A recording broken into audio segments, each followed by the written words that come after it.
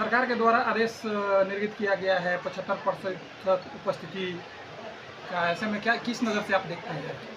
देखिए, ये जो सरकार की जो नीति है ये नीति सही है, लेकिन ये कहीं ना कहीं जो नीति है अभी आप अचानक किसी स्कूल या कभी किसी विद्यालय में हाई स्कूल आप नहीं लागू कर सकते हैं। रीजन साहब का ये है कि 75% उपस्थिति चाहिए, लेकिन साइंस के हाई स्कूल में शिक्षक मतलब नहीं है, आर्ट्स वाले 2-3 शिक्षक हैं, इंग्लिश के टीचर नहीं है, 10th की कई ऐसी स्कूलें हैं कभी उसमें शिक्षक नहीं है देहात के स्कूलों में। और दूसरी बात ये है कि कई ऐसे देहात के स्कूलें या शहर के स्कूलें हैं जिसकी जो बिल्डिंग है वही धंस रहा है। हम कई शिक्षकों से मिले, वो बोल रहे हैं हम लोग सरकारी सर्वेंट हैं तो हम सरकार से नहीं लड़ पाएंगे, लेकिन आप एक समाज के प्रति कार्य करते हैं तो आपको बताते हैं कि अभी 75% का अभी 50% उपस्थिति हो रहा है स्कूल में, तब लगता है कि स्कूल कब टूट के गिर जाए, तो क्या इसकी जिम्मेवारी सरकार लेगी? एक IAS अफसर के पाठक भी हैं, उनके द्वारा लगातार शिक्षा विभाग पे नकेल कसा जा रहा है, क्या कुछ लगता है कि सुधर पाएगा बिहार का शिक्षा व्यवस्था? देखिए, ये जो सड़सड़ ये जो के पाठक जी का ये जो कार्य है, इस पर नीतीश जी का पूरा हाथ है। नीतीश कुमार जी कुछ चीज़ को आगे नहीं करते हैं, खुद करवाते हैं। चाहे वो ललन से देख लीजिए, ललन जी से बयानबाजी करवाते हैं तो वो सोच रहे हैं कि हम प्रधानमंत्री के चेहरा में जो मुझे झूठ मूठ के कांग्रेस जो मुझे बता रही कि हम प्रधानमंत्री की चेहरा है, ये सब चीज़ों का चीज़ करने से तो शायद मेरे बिहार के लोग वोट दे दे। यही इनका ही साथ निश्चय योजना था, जो नल जल का योजना था, जो पूर्णतः तरीक़ा से बिहार में फ्लॉप रहा और अरबों करोड़ों की उसमें घोटाला हुआ, और घोटाला करने वाले लोग भी इन्हीं के थे। और के पाठक जिस तरीके से बयानबाजी कर रहे हैं और बार बार स्कूलों का दौरा कर रहे हैं, क्या सरकारी स्कूल में जितने भी बिहार के सरकारी अफसर हैं नीतीश कुमार जी के जो अंडर में गार्डिंग करते हैं, जो नौकरियां करते हैं, क्या उनके एक भी बच्चे जो है उनमें पढ़ते हैं? क्या एक भी बच्चे नहीं पढ़ते हैं? जिस दिन सरकारी स्कूलों में सरकारी विभाग के लोगों का जो बच्चे पढ़ने लगेंगे, बच्चियाँ पढ़ने लगेगी और वो लोग दौड़ा करने लगेंगे, उसको अपना विद्यालय समझेंगे, उस दिन के पाठक को बयान नहीं देना पड़ेगा और के पाठक जी को स्कूल का दौरा नहीं करना पड़ेगा और स्कूल अपने आप ठीक हो जाएगा।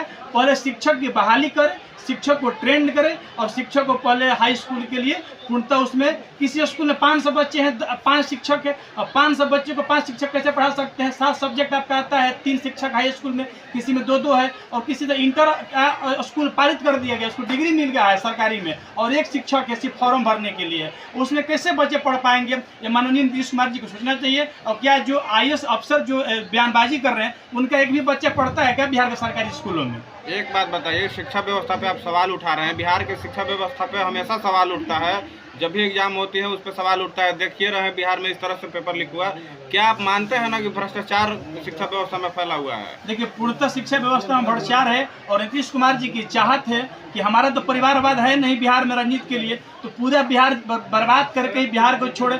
ये शिक्षा की बात हो, स्वास्थ्य की बात हो या फिर खेल विभाग की बात हो या फिर विशेष राज्य की दर्जा की बात हो, विशेष राज्य की दर्जा के लिए कोई क्षेत्रीय पार्टी मिलकर आंदोलन नहीं करती, लड़ाई नहीं लड़ती है, लेकिन अपने प्रधानमंत्री चेहरा बनाने के लिए, सांसद के पद पर बनने के लिए, विधायक के पद पर बने रहने के लिए और बिहार में मुख्यमंत्री बने रहने के सारी क्षेत्रीय पार्टी एक हो जाती है कि हम बिहार के 13 करोड़ जनता मिलकर बिहार का जो विशेष राज्य का दर्जा है उसके आवाज नहीं उठा सकते हैं और लोग उसका समर्थन नहीं कर सकते हैं, क्योंकि कांग्रेस जो जिस तरीके से अभी गठबंधन में आवाज तो उठ रहा है, लेकिन केंद्र सरकार से अगर अनुमति मिले तब तो वो सिर्फ दिखावटी की आवाज है। उस जो आवाज़ है उसके लिए कितना दिन आंदोलन किया गया, कितना दिन गांधी मैदान में आप घेराव किए, कितना दिन बिहार बंद आप किए, कितना दिन सारी चीज़ों को रोककर आपने सरकार की नीतियों का विरोध किया। आप सिर्फ बयानबाजी चल रही है, कोई धर्म के नाम पर राजनीति करता है और दोनों पार्टी एक ही पार्टी को नहीं कर सकते कि भाजपा इसी धर्म के नाम पे अथी करती है। और देख लीजिए, लालू जी के घर में ताजिए की पूजा किया जाता है, जिस दिन रामनवमी आता है उस दिन बधाई भी नहीं दिया जाता है और पूजा भी नहीं किया जाता है और भाजपा राम जी को मानती है। तो ये कोई मुसलमानों से लेकर राजनीति करता है तो कोई हिंदू को लेकर राजनीति करता है, लेकिन राजनीति धर्म का सभी पार्टियां करती है, चाहे कोई हो। भारत एक ऐसा देश है जहाँ हिंदू, मुस्लिम, सिख, ईसाई सब लोग को बराबर पे यहाँ पे देखा जाता है, तो अब फिर आप मुसलमान पे क्यों उंगली उठा? बाबा साहेब के संविधान के अनुसार सबका सम्मान होना चाहिए, सबको एक साथ लेकर चलना चाहिए। क्या विपक्ष की पार्टी बाबा साहब संविधान को लेकर मानती है? क्या पक्ष की पार्टी संविधान को लेकर मानती है? नहीं। अगर आम आदमी किसी चीज़ में भ्रष्टाचार कर दे या किसी को मर्डर कर दे, किसी को गोली मार दे, तो उसका 2 दिन में 3 दिन में अरेस्टिंग हो जाएगा। लेकिन कोई विधायक सांसद कोई गलती करे या भ्रष्टाचार करे, वो केस बड़ी भी हो जाएगा, अगले बार चुनाव भी लड़ लेता है। कौन सी पार्टी संविधान को मानती है? कोई संविधान को नहीं मानता, कोई हिंदू मुस्लिम एकता को नहीं मानता है। सिर्फ वोट के लोग राजनीति करते हैं, जात के लोग राजनीति करते हैं। आप भाजपा से जुड़े हुए हैं क्या? भाजपा के पक्ष रख रहे हैं? नहीं, भाजपा को भी हम बोले कि भाजपा अगर हिंदू की राजनीति कर रही है तो ये जो विपक्ष की पार्टी मुसलमान की राजनीति कर रही है, तो दोनों पार्टियां धर्म की लेकर राजनीति कर रही है। कोई भी किसी का मुद्दा नहीं है। महंगाई मुद्दा नहीं हो सकता है देश में, और ये मुद्दा शिक्षा, स्वास्थ्य और बेरोजगारी होना चाहिए। महंगाई मुद्दा नहीं है। अगर आप पहले की नौकरिया में 20,000 पेमेंट मिलता था, अब उस नौकरिया का 50,000 पेमेंट मिलता है, तो इस पर भी चर्चा होनी चाहिए। तो महंगाई मेरी चर्चा नहीं है राजनीति में। धर्म, टोपी और चर्चा, ये जय श्री राम चर्चा नहीं है। शिक्षा, स्वास्थ्य और बेरोजगार पर चर्चा होनी चाहिए, तो बिहार की जनता, चाहे देश की जनता आपके साथ रहेगी, चाहे पक्ष की सरकार हो, चाहे विपक्ष की सरकार हो। पार्टी के नाम बदलने से कोई आपको वोट नहीं दे सकता। पूरा परिचय बता दीजिए। ऋतिक रोशन, राष्ट्रीय युवा छात्र शक्ति संघ संगठन के अध्यक्ष और छात्र नेता।